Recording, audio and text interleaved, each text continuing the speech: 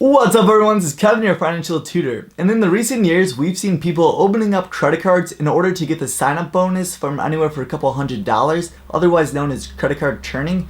It hasn't been until recently that bank accounts and checking accounts have started to offer these sweet sign-up bonuses, anywhere from $100 to $500 for simply opening up a checking account.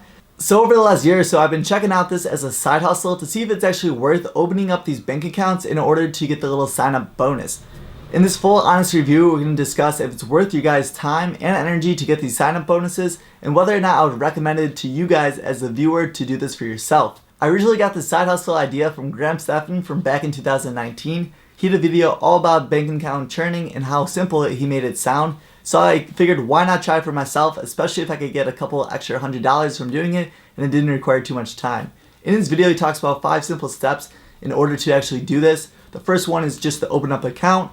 Step number 2 is to deposit your money. Step 3 is you're typically going to have to wait anywhere from 30 to 90 days for your money to resonate and sit there in order for you to collect that actual sign-up bonus. And step 4 is collect that sweet sign-up bonus. And step 5 is going to be rinse and repeat and do this with other checking account bonuses out on the market. So fast forward to today, and it's been over 1 year for me opening up these bank accounts and trying to get those sweet sign-up bonuses. So this is my overall recommendation, whether or not I would recommend it to you guys as a viewer to do this as a side hustle and open up these accounts to get that sweet sign-up bonus.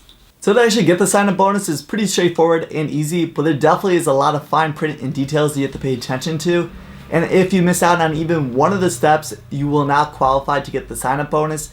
Here's a list of some of the most common ones that I face and also some tips and tricks on how to get around them. For number 1, quite a bit of the bank accounts actually require you to have a direct deposit. Some of them might be anywhere from $500 to $750 a month of direct deposits for 2 consecutive months.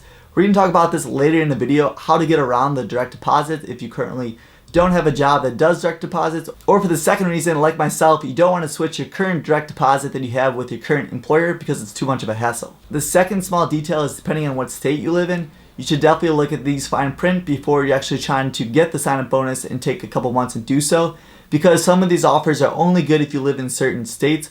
For example, if a bank isn't in that actual state, they'll actually give you a sign-up bonus because you can't physically go into the store and open an account yourself. The third item is enrolling in online banking and e-statements. This literally only takes a couple minutes, but if you do miss this step, it could literally cost you your whole sign-up bonus. The fourth item to be aware of is the transaction amount. Some banks require you to have, say, 10 transactions in order to qualify for your sign-up bonus. And we're also going to talk about this later on in the video on how to get around this and how to best avoid it. The fifth item to be aware of is usually you have to keep your amount of money into that bank account that you just set up for at least 30 to 90 days. So I would definitely read the requirements, because if you end up pulling your money out before that time frame, you're going to lose up on all of that sign-up bonus. The seventh thing to be aware of is sometimes they charge a maintenance fee, and of course I hate fees, but some of these you literally just cannot avoid.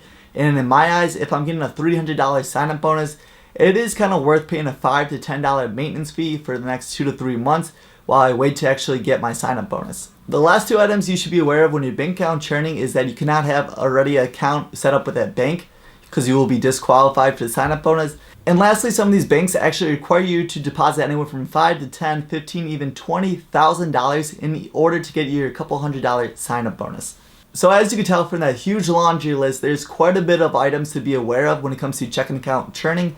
And like I said, even if you miss just one of these items, and even as something as simple as doing online banking and signing up for that, it literally takes 30 seconds, you will be disqualified for your actual sign-up bonus.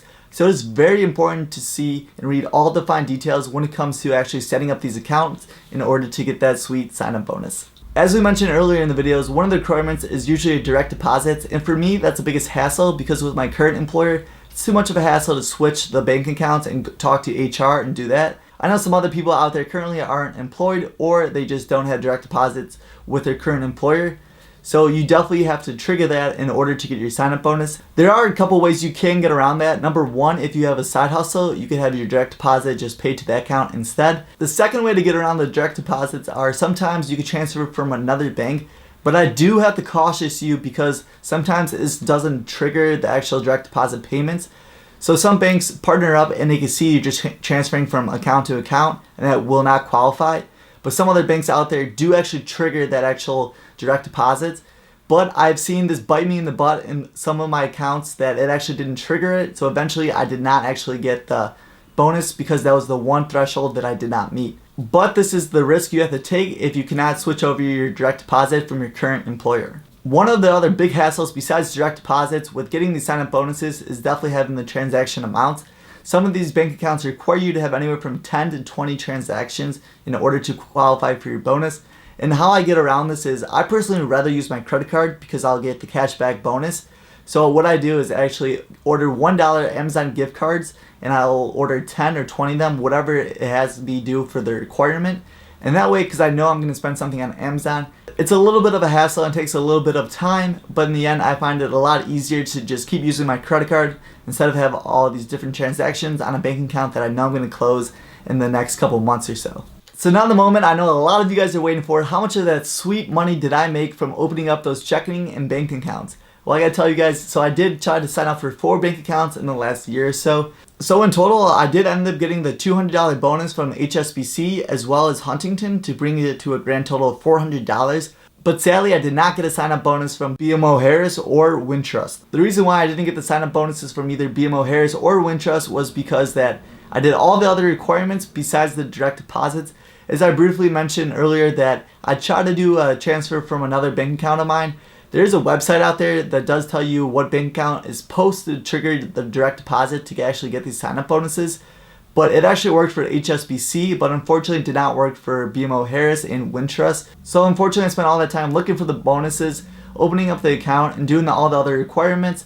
And sadly enough, after those couple months, I did not get the bonus. So with all that said, the real question is, would I actually recommend bank account churning for all you guys out there in order to get that sweet little sign-up bonus? And I gotta say, it depends, guys. So if either you're a student or someone that's currently unemployed, I'd recommend doing this. It does require a good amount of time, so that's why I recommend it for someone that has a lot of extra free time on their hand. There's a lot of the fine print that you have to pay attention to and these other little requirements. And that's why I would recommend it for someone that currently isn't working full time. But I myself actually work full time, and this is why I stopped doing this as a side hustle, because it requires quite a bit of time. And there's a lot of fine print that you have to pay attention to, and if you miss just one little step, you're out that whole sign up bonus. Some of the other reasons why I stopped checking account churning was because not all the bonuses are guaranteed, and that was my case when it came to BMO Harris and also Wintrust. And yeah, I know that was mostly because of my direct deposits that I was using other banks and not my actual employer. But I also had a huge hassle with getting my sign-up bonus from HSBC, even though I did all the requirements that they asked for. So like I said, not all these bonuses are guaranteed that you're actually going to get them. Next up, these sign-up bonuses are actual taxable income. So depending on your tax bracket, it could be anywhere from 25 to even 35-40% of taxes that you're actually paying on the sign-up bonus. Another reason why I stopped doing this was because of the opportunity cost. Some of these banks required me to have anywhere from $1,000 to $1,500 in my account at all times for anywhere from 2 to 3 months in order to get the sign-up bonus. And when I say opportunity cost, I just mean there is other opportunities out there that could be even better than that $200 to $300 bonus I could get in that 3 months. For example, say that I wanted to invest in Tesla a few months ago. If I were to put that $1,500 into Tesla, I would have made more money doing so. So you're just locking up your money for that time, and you have to make sure that you cannot take out that money in the couple months, because if you do, you will not be qualified for the sign-up bonus. And the biggest reason why I stopped doing this was because of the time requirement. Some of these were pretty straightforward, but you didn't really know until you're actually diving deep and trying to actually get the sign-up bonus. And I found that out with BMO Harris. I tried doing online and opening up the account several times, and it would not let me. So I actually had to prepare all my paperwork and go into there in person to sign up for the account. And then from there, I did all the requirements. And like I said, I tried doing it through direct deposit through another bank. I was with customer support for hours talking on the phone and trying to email them in order to actually get the sign-up bonus. In the end, I just wasted all that time because I never got a bonus from BMO Harris. And lastly, all the fine print details and requirements that you have to do in order to get the sign-up bonus can be a little bit complicated and hard to keep track of. So those are the main reasons why I stopped doing this as a side hustle. All in all, checking account churning seems very simple to get that sign-up bonus, but after diving in deeper and over the last year or so, I've seen it actually takes quite a bit of time and effort to actually get the sign-up bonus. And like I said, unless you're a student or have a lot of free time on your hand, I wouldn't recommend doing this as a side hustle. I think there's other side hustles out there that could end up paying you a lot more money for your time, and that's why I wouldn't recommend this.